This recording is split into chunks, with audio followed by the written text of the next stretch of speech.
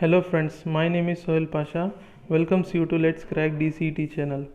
In this video, I will going to discuss the Karnataka Diploma CET 2018 Mechanical Engineering question paper solution from question number 81 to question number 105.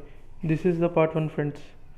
I will be completing the detailed solution of 2018 Mechanical Engineering question paper in 4 parts, each of 25 questions. Some of you are in doubts why I am starting with question number 81. Let me clear this friends. In Diploma CET there are 3 parts, part A, part B and part C.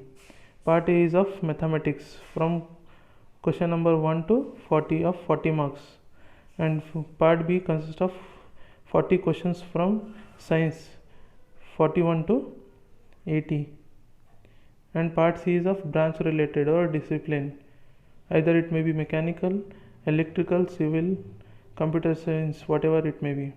It consists of 100 questions from 81 to 180. Okay friends, you understand? So let's start solving the question paper.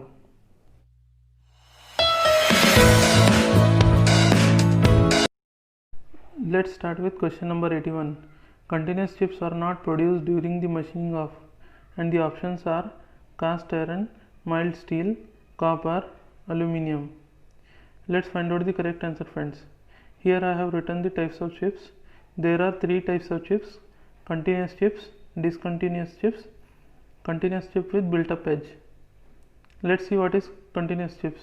Continuous chips are formed when ductile material is machining at high cutting speed and also the minimum friction between the chip and the tool face.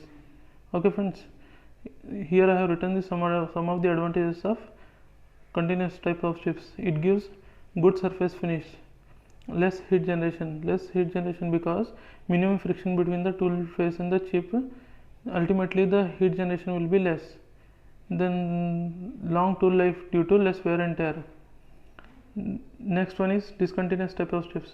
Discontinuous type of chips are formed when hard and brittle metals like brass, bronze and cast iron is machining, then only discontinuous type of chips are found.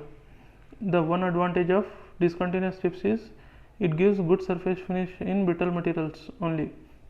And the third one is continuous chips with built up edge. Continuous chips with built up edge is similar to continuous chips only, but here smoothness is less due to built up edge. The one advantage of continuous chip with built up edge is that it protects the tool from getting damaged.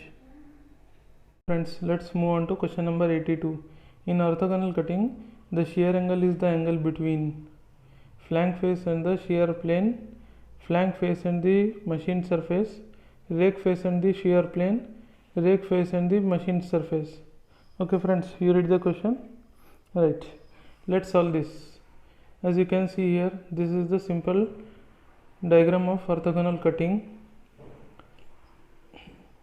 This is the workpiece, this is the direction of chip flow, this is the direction of cutting velocity, this is tool, this is flank, this is called rake face, this is called shear plane.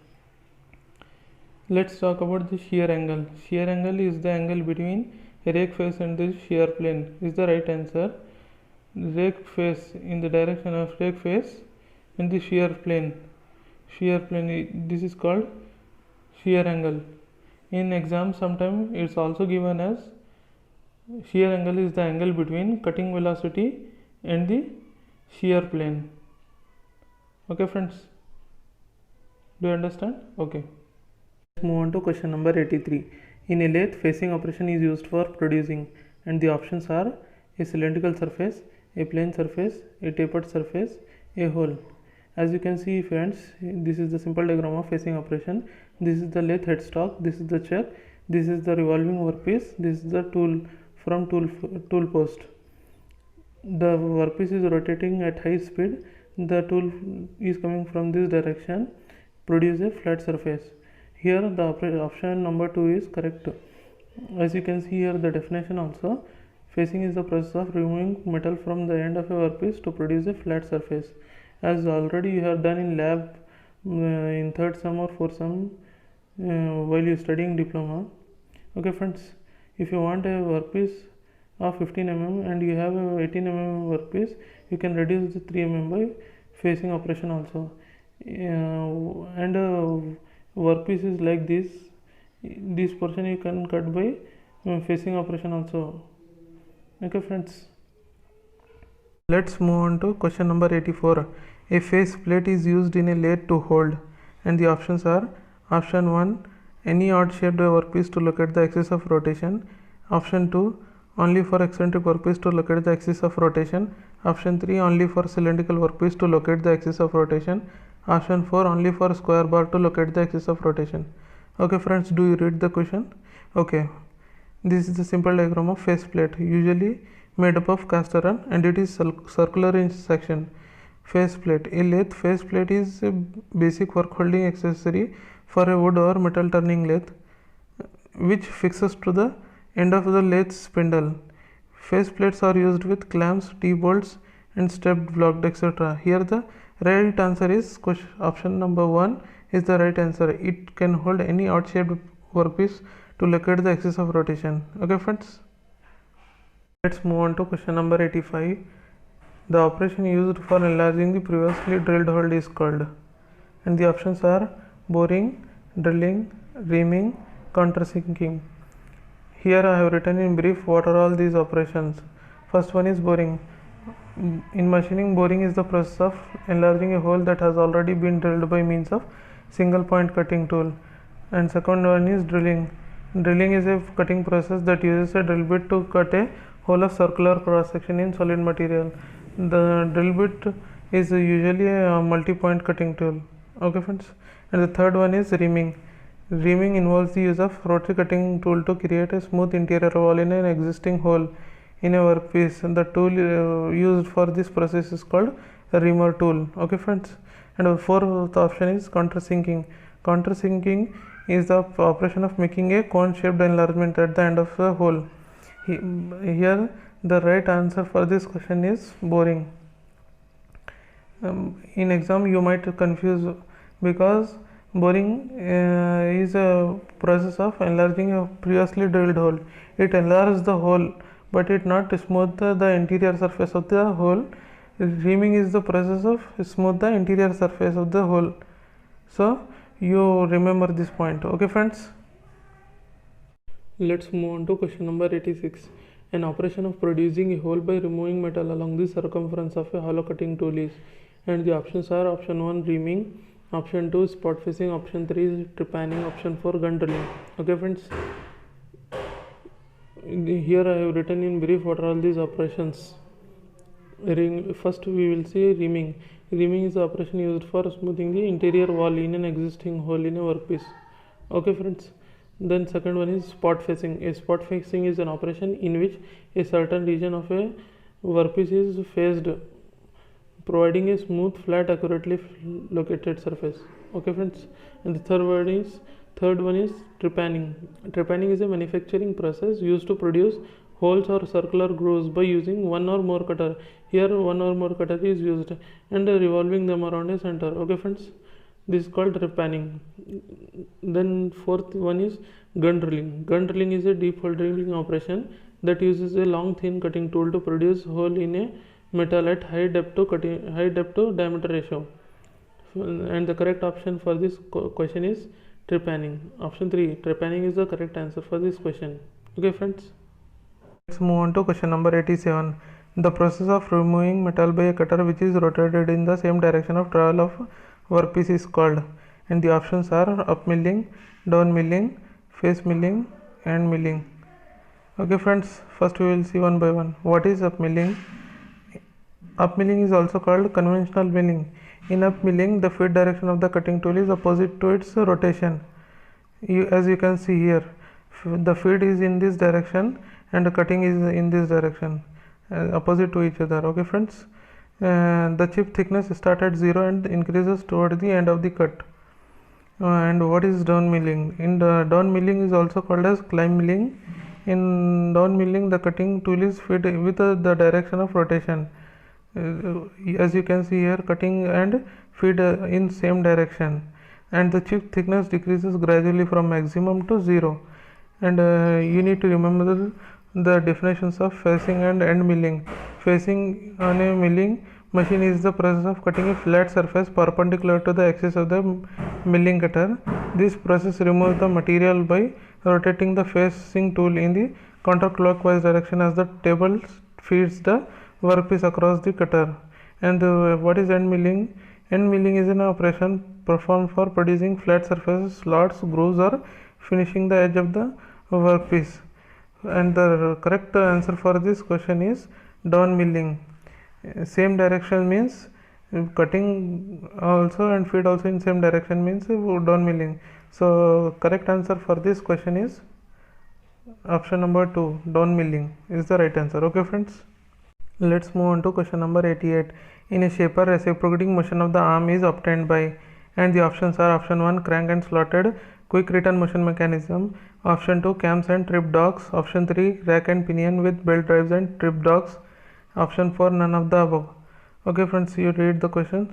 As you can see here, this is the simple diagram of crank and slotted quick return motion mechanism. This is the ram doing back forth motion, that is forward return motion. This is the tool head, this is the tool attached to the tool head, this is the arm, this is the circular disc. As you can see here, the crank and slotted quick return motion mechanism converts rotary motion into linear motion. It is extensively used in shaping and cutting machines, and it is particularly useful in cutting metals, cutting flat surfaces out of metal stock. The return stroke of the ram is faster than the forward stroke. The mechanism consists of an arm attached to the rotating disc that moves at a controlled uniform speed. Okay friends, for the correct option for this question is option 1, crank and slotted quick return motion mechanism is the correct answer. Okay friends, let's move on to question number 89. In a milling machine, the rate at which the workpiece advances under the cutter is called, and the options are first one, cutting speed, second one, depth of cut, third one, feed, and fourth one, none of these. Okay friends, here I have written what is cutting speed, what is depth of cut, what is feed. So we will see one by one. Cutting speed is the speed at which the metal is removed by the cutting tool from the workpiece. It is expressed in meter per minute or mm per minute or meter per second or mm per second. And cutting speed is denoted by capital letter V, and formula for cutting speed is pi dn by 60 into 1000. Okay friends, and then second one is depth of cut. The depth of cut is the distance that the tool bits move into the work, and the formula for depth of cut is capital D minus small d by 2, and unit is mm. Here capital D is outer diameter in mm, and small diameter d is inner diameter in mm. And the third one is feed. Feed rate is defined as the distance the tool travels during one revolution of the part. It is called feed. So the right answer for this question is option number 3, feed. Feed is the correct answer for these questions. Okay friends, let's move on to question number 90. In which of the following machine tool more than one tool head can be used? And the options are option 1, slaughter machine, option 2, planing machine, option 3, shaper machine, option 4, milling machine. As you can see here, my friends, except a planing machine, only one tool head is used in all the machines. As you can see, planing machine has 2 tool head, and question is also asked for more than one tool head. Here the correct option for this question is option number 2, planing machine. Planing machine is the right answer for this question. Okay friends, let's move on to question number 91. Grinding is a process used for, and the options are option 1, machining materials which are too hard for the other machining process, option 2, close dimensional accuracy, option 3, high degree of surface finish, option 4, all of these. Here I have written some of the advantages of grinding operation. First one is it gives a high surface finish with high accuracy, and the second one is it can machine hard material also, and the third one is it does not put much pressure on the workpiece, and the fourth one is highly accurate dimension can be obtained, and the fourth one is grinding can be performed at high temperature also. Fifth one is it gives a smooth surface. Okay friends, from the advantage point of view, we can say the right option for this question is option number 4. All of the above is the right answer. Okay friends, all of the above is the right answer. Okay, Let's move on to question number 92. The abrasive process that uses a loose abrasive grit is called, and the options are option 1 honing, option 2 grinding, option 3 lapping, option 4 creep feed grinding. Here I have written the definitions of honing, grinding, lapping, creep feed grinding. You need to remember this definition. If asked in exam, you can answer it. Okay friends, here then what is honing? Honing is an abrasive machining process that produces a precision surface on a metal workpiece by scraping and abrasive stone against it along a controlled path. This is called honing. Okay friends, grinding, as you know, grinding is an abrasive machining process that uses a grinding wheel as the cutting tool.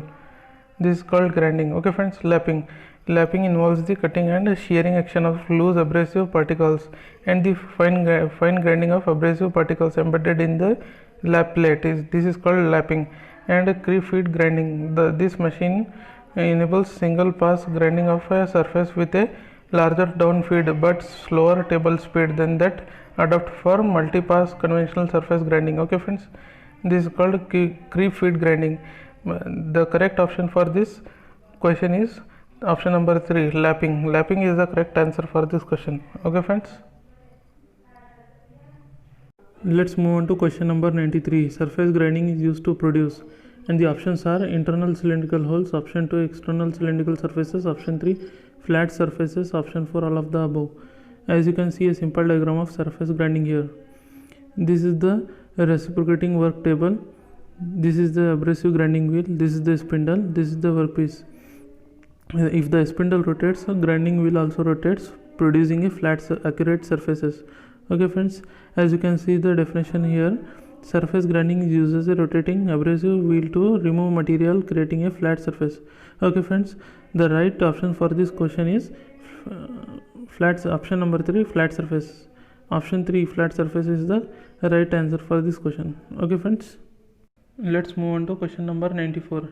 The type of grinding wheel used to grind hard material is, and the options are option 1 fine grain, option 2 coarse grain, option 3 medium grain, option 4 none of these. Here I have written in brief for fine grain. Fine grain is used to grind hard and brittle materials, and for coarse grain is used to grind soft and ductile materials. As far as the grain size is concerned, the grain size for fine grain is 80 to 200, and for the very fine grain the size is 220 to 600, and for the coarse grain the size is 10 to 24, and for medium grain the size is 30 to 60. Okay friends, for these questions the option 1 is the correct option.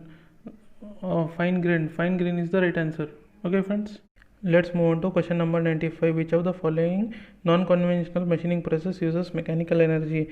And the options are option 1 electro discharge machining EDM, option 2 laser beam machining LBM, option 3 ultrasonic machining USM, option 4 electron beam machining EBM.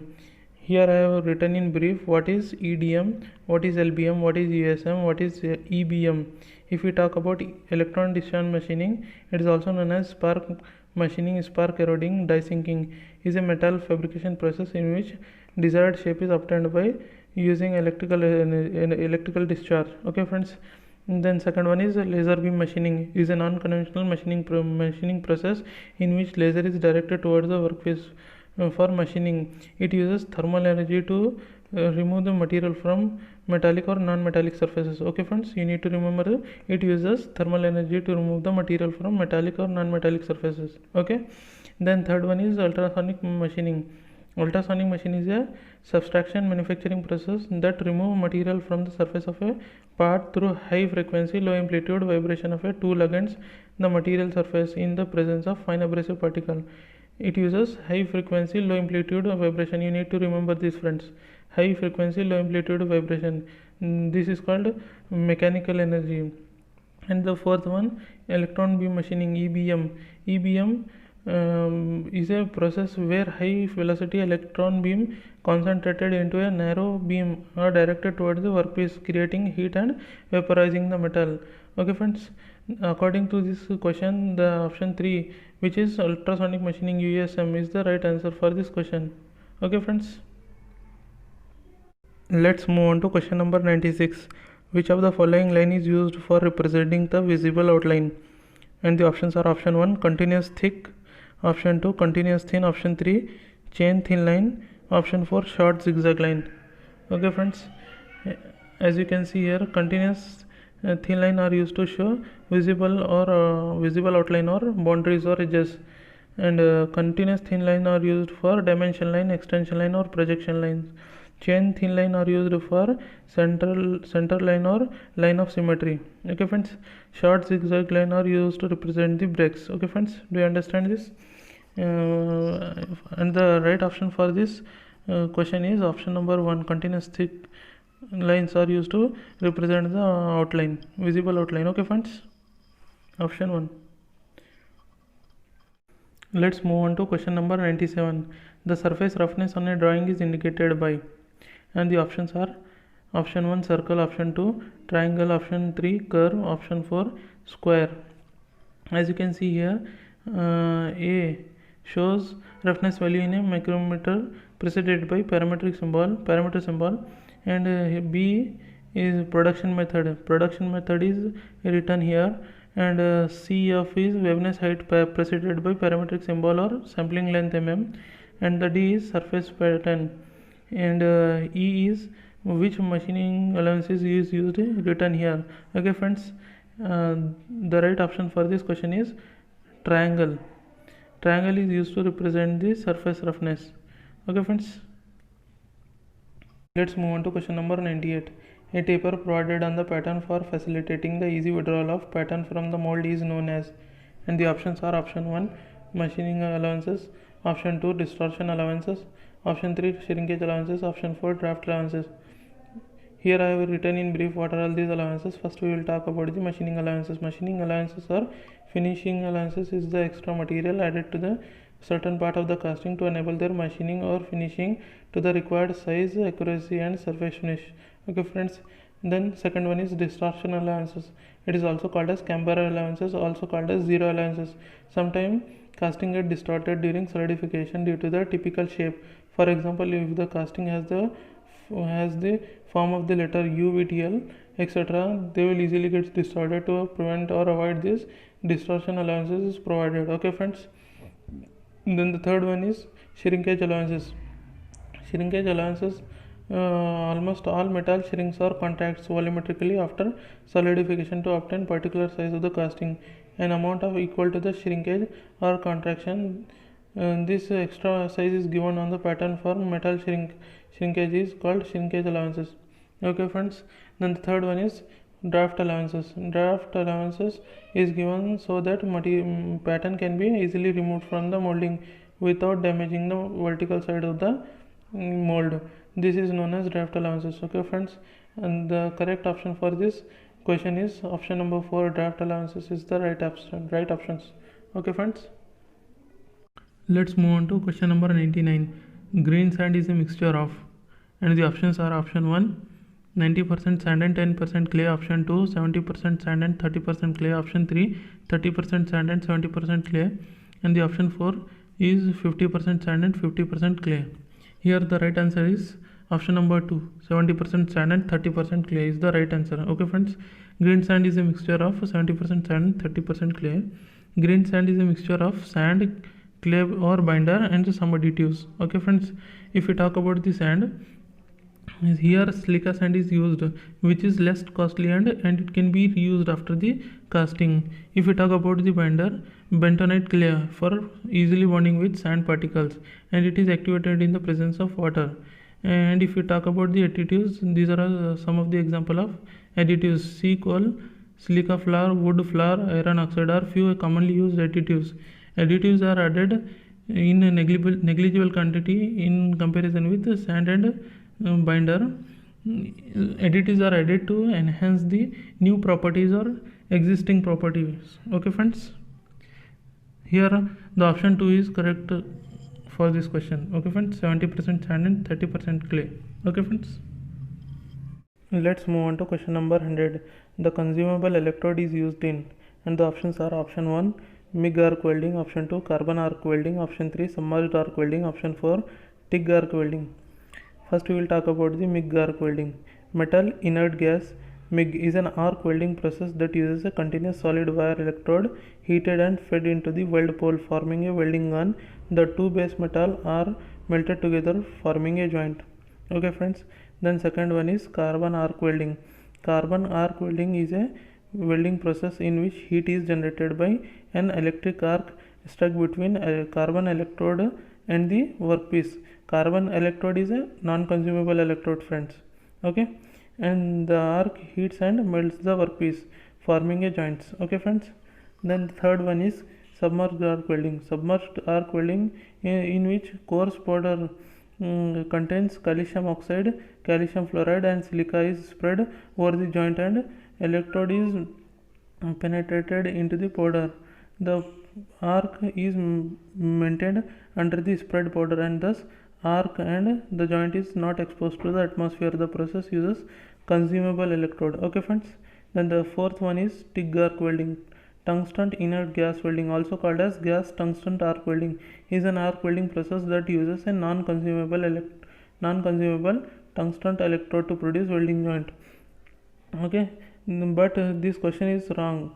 Here submerged arc welding uses consumable electrode, but KE has given as MIG arc welding is the right option. MIG arc welding also uses consumable electrode. Submerged arc welding also uses consumable electrode. You need to take care of this question. Okay friends, let's move on to question number 101. The operation of cutting a flat sheet to the desired shape by using a punch and die is called. And the options are option 1 forming, option 2 drawing, option 3 blanking, option 4 notching. First we will see what is forming. Forming is a mechanical process in which material undergo plastic deformation, which means it undergoes permanent deformation and acquire required shape and size by suitable stresses such as compression, shear and tension. Okay friends, then second one is drawing. Drawing is a cold working process in which workpiece is pulled through a tapered hole in a die so as to reduce its diameter. Okay friends, then accurate dimensions, specified cross section and clean and excellent quality of surfaces to work by drawing appreciably increases strength and hardness of metal. Okay friends, then the third one is blanking.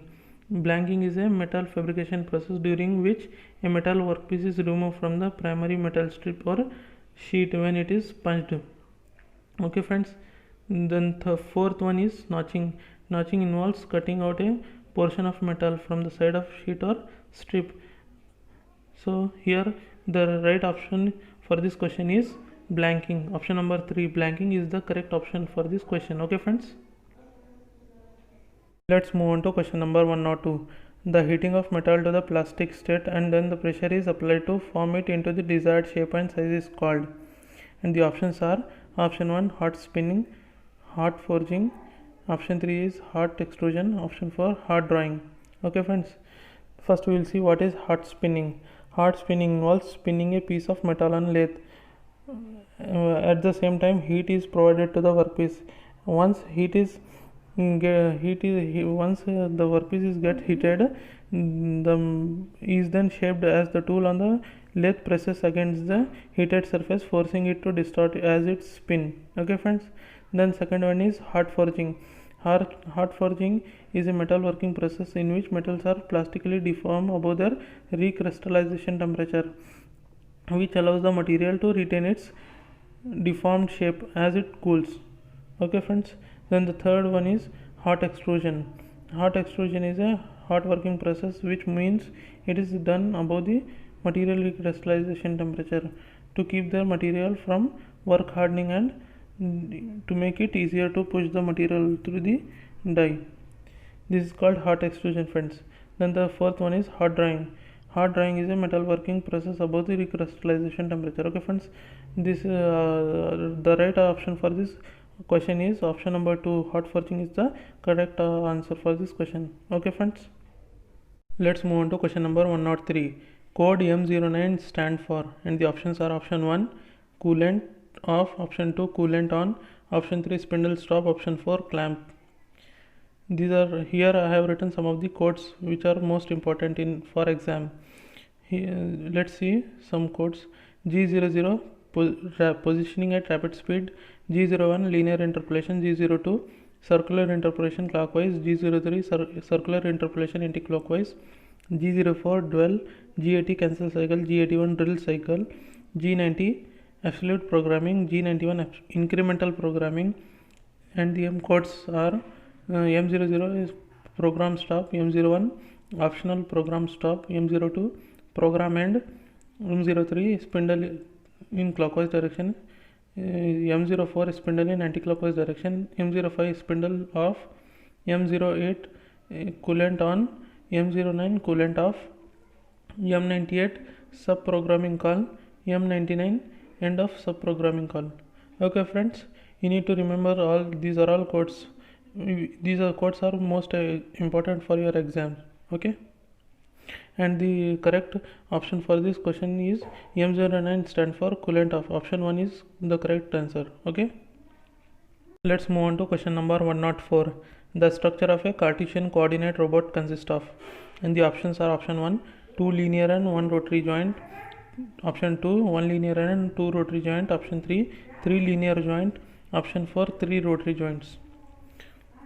Here the right answer is 3 linear joint is the right option for this question. Okay friends, a Cartesian coordinate robot, also called linear robot, is an industrial robot whose three principal axes of controls are linear, that is they move in a straight line rather than rotation, and are at right angles to each other. The 3 sliding joint corresponds to moving the wrist up, down, in, out, and back, forth. Okay friends, you can see here there are 3 directions. This one is like this. First this direction, then second one is this direction, then third one is this direction. Okay friends, do you understand this? This is Cartesian robot. Up, down, in, out, back, forth. Okay friends, move on to question number 105. This is the last question of this session.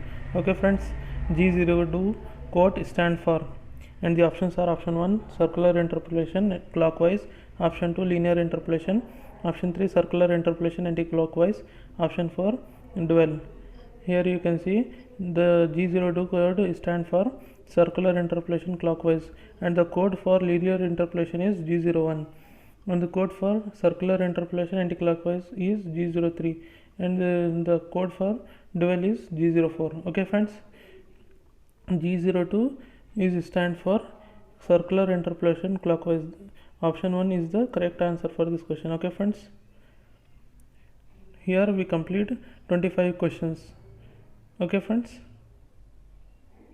please friends like the video and share the video to those people who are preparing for Karnataka Diploma CET 2020, and subscribe to my channel Let's Crack DCET, and for notes contact my WhatsApp number.